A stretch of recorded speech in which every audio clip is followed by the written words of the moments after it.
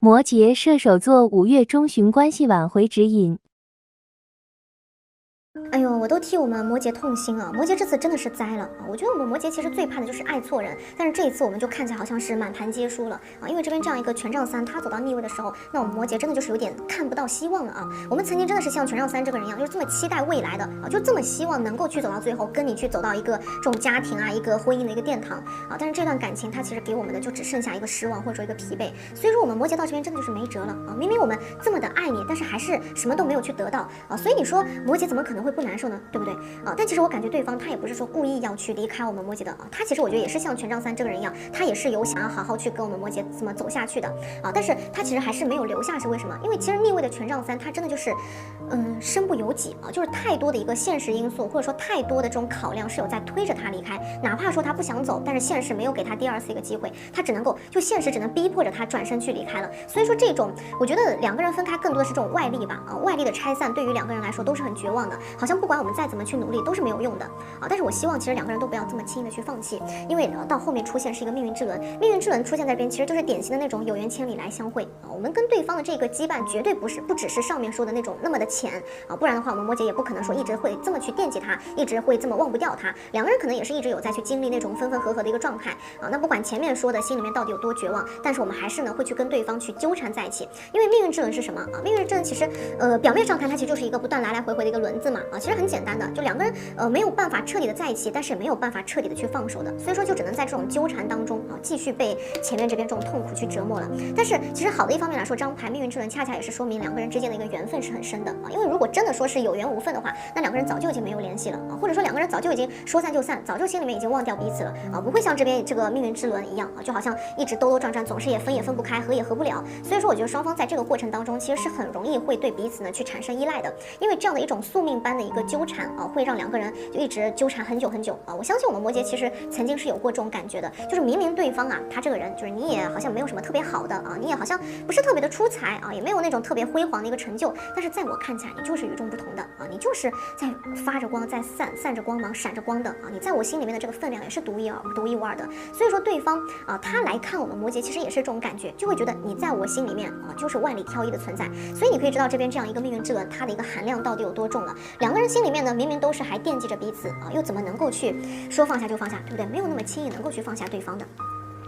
所以这边这样一个太阳的一个逆位出现的时候啊，你就可以知道我们摩羯对于这个人到底有多在乎了。因为太阳是什么？太阳其实就是崇拜啊，就是看好。我们摩羯真的是把对方当成了我们一直把他当成我们未来的伴侣的啊，因为我们会觉得你很有智慧，你也很聪明啊，很幽默，就是很有趣，和你在一起特别的开心。所以说我们摩羯一看到这个人就完全陷进去了，真的就是那种无法自拔的那种感觉啊。但是逆位的太阳的话呢，那我们摩羯会发现对方就远没有我们想象的看到的那么的简单，我们其实是有点被他给骗了啊，他并不是我们看到的那么的好，所以说我们摩羯才会觉得自己的一个世界观都崩塌了啊！就为什么想不通啊？为什么你要这么的骗我呢？啊，为什么你不来跟我去说实话呢？所以说，其实太阳走到逆位的时候，那我们摩羯真的会觉得自己世界的这个光都已经熄灭了，我们心里面就只剩下了怀疑啊！我们不知道自己到底还能够去相信谁，也不知道自己到底该何去何从了啊！但是说实话，我觉得对方他并不是说故意要来去欺骗我们摩羯的，甚至我觉得对方他根本就没有欺骗啊，他只是去说了一些，就这种善意的谎言吧啊，或者说是用更加委婉的话呢来表达自己，他其实从来都没有说抱着要欺骗我们摩羯的一个心啊来对待过我们。我觉得他更多的可能就是有一点这种自卑啊，就会觉得如果说我没有你以为的那么的好的话，那你是不是会有点就是瞧不起我啊？你是不是就有点就是不要我了？所以说我觉得对方他真的也是很想要待在我们摩羯的身边的，也不想要说要去离开我们摩羯。所以我觉得他有的时候啊才没有去选择实话实说，他就是想要把自己的这种狼狈不堪的一面去给藏起来，不想要让我们摩羯呢看到他的那样一面啊，因为他想一直保持一个非常好的一个形象，而且他其实也一直有在努力的去达到我们摩羯对他的一个期待，就是明明他这边的一个压力也很大啊，前面这种权杖三的这样一个现实的一种压力是在他的肩膀上的，但是他还是想要去满足我们摩羯的种种想法，因为他心里面啊真的是很在意我们摩羯，他也只是就怎么说呢，只在意我们摩羯了，真的啊。那为什么对方他会这么重视摩羯？很明显这边出现一个圣杯手牌在这里，他其实也早就已经是陷进去这段感情了。前面命运之轮说的就是两个人是逃不开这段感情的，所以不管对方他心里面到底有多少的这种别扭啊，或者说他到底有多少的一个难过，其实他心里面最在意的人还是我们摩羯。而且手牌作为第一张牌嘛，那其实会有一种那种旧情复燃那种感觉，对方他对这段感情其实还是会有一些期待的，他其实就一直有在去等着我们摩羯呢能够来找自己啊，摩羯呢能够去回到自己的身边，就是我们两个人啊重新开始，那我会好好的去珍惜你，或者说我会真诚的去对待你的，就是你可不可以再回到我的身边啊？但是我觉得不管对方他的一个姿态到底有多低啊，也不管说他的这个请求有多卑微，可能我觉得他很难等到我们摩羯，或者说他还要付出的更多，因为其实我们摩羯还是沉浸在前面太阳逆位的这种怀疑当中啊，我们摩羯真的就是不敢再去相信他了，之前造的孽嘛，不敢再去相信他，就会觉得你是不是又在骗我了啊？你是不是又想把我哄回去之后，然后再狠狠的伤害我啊？所以我觉得其实感情里面啊，只要出现过谎言和欺骗，不管有怎么样的一个理由，其实都是会给两个人以后会带来很大的一个伤害的啊。就像我们的这段感情一样，明明分开对于两个人来说都是很痛苦的，但是双方呢想要回头在这边啊，其实也是希望渺茫的感觉，就比较难啊，希望渺茫的感觉了。所以其实两个人走到这边这样一个宝剑六的时候，我觉得真的就是越来越。就怎么说呢？希望越来越小啊！因为宝剑六出现的时候，我们摩羯已经真的什么都不想去说了啊！为什么呢？我还能去说什么呀？对不对？你给我的这个伤害我都记在心里了，那我再说也都只是在重复的让自己去想起来你曾经对我做的那些就是不开心的一些事情。所以你说摩羯到底有多绝望，对不对？我们摩羯在经历过前面的那种欺骗之后，哪怕说是善意的谎言啊，经历过那些时候，真的是要不相信爱情了。所以出现这样一个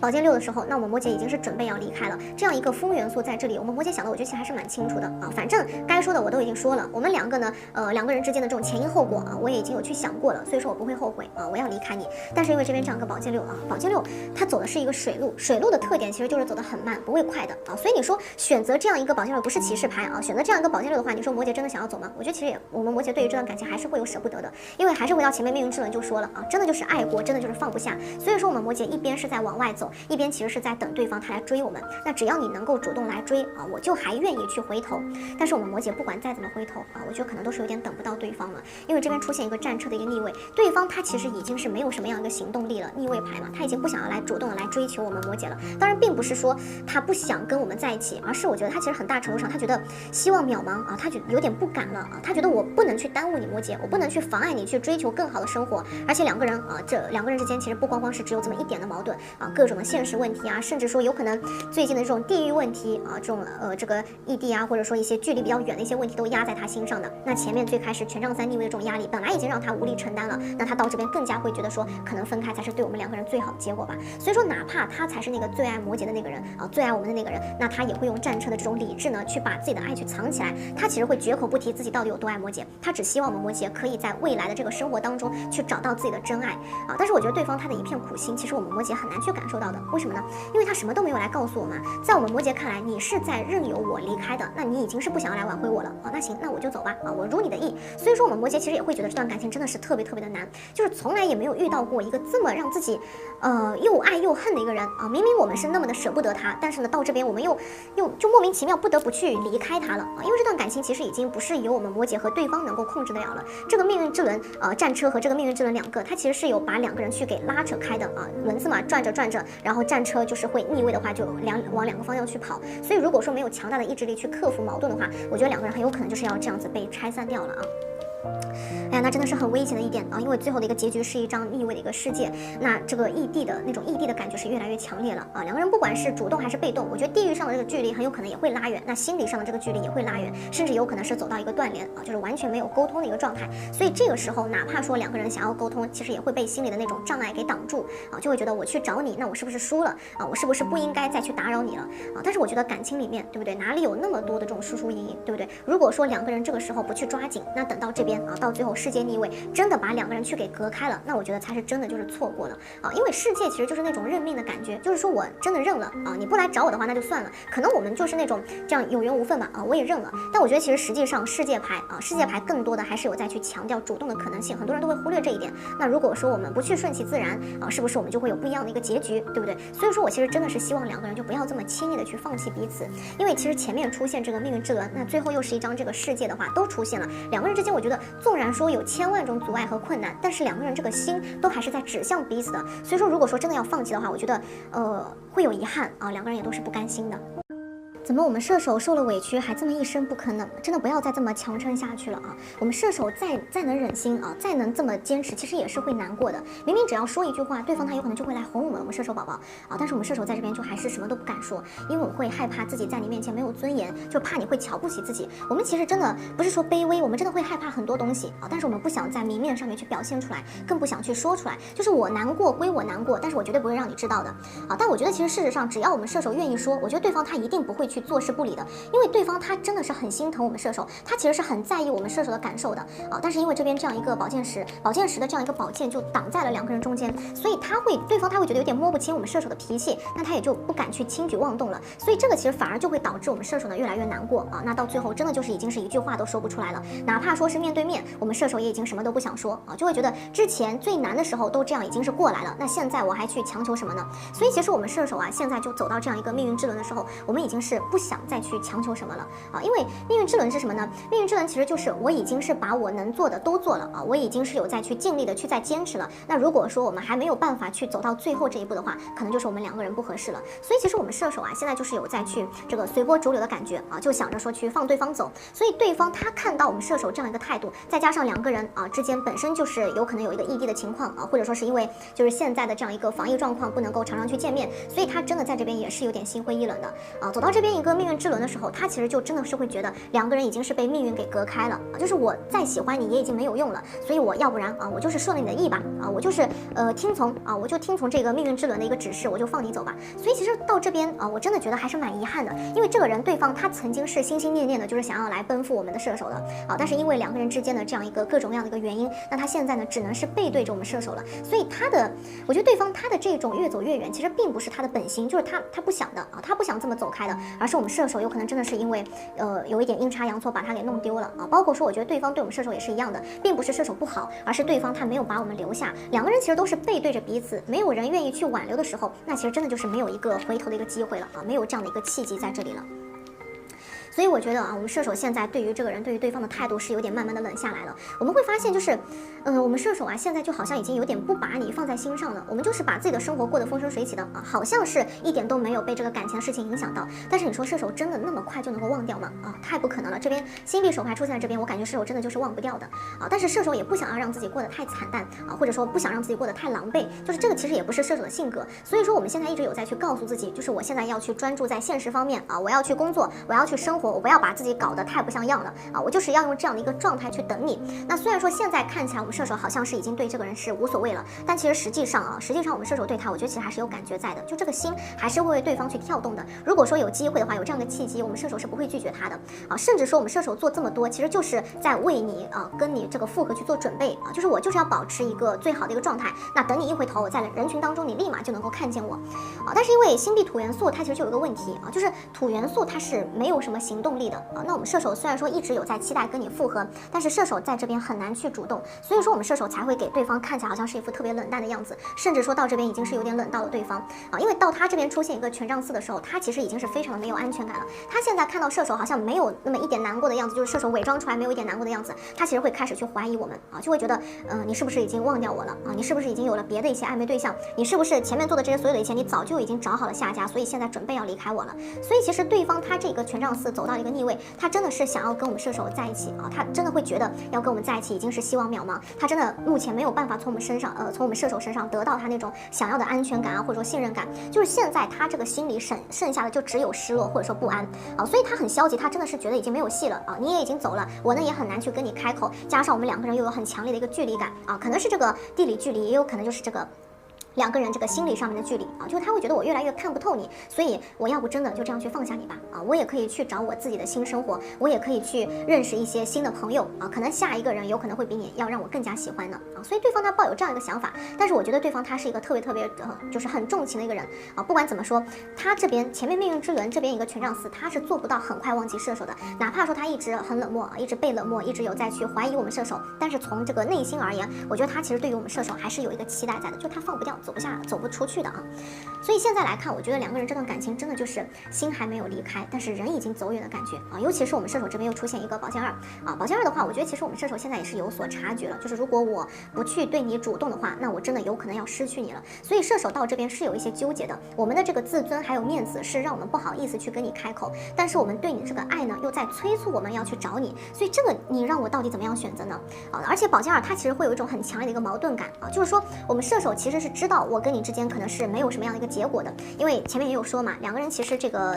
地域上面或者说心理上面这个距离其实是比较远的，但是我们射手呢还是有在控制不住自己，就是我已经是走到了一个无法自拔的一个状态了啊，我们对你的爱其实可以让我忽略掉我跟你之间那么多的一个差异，或者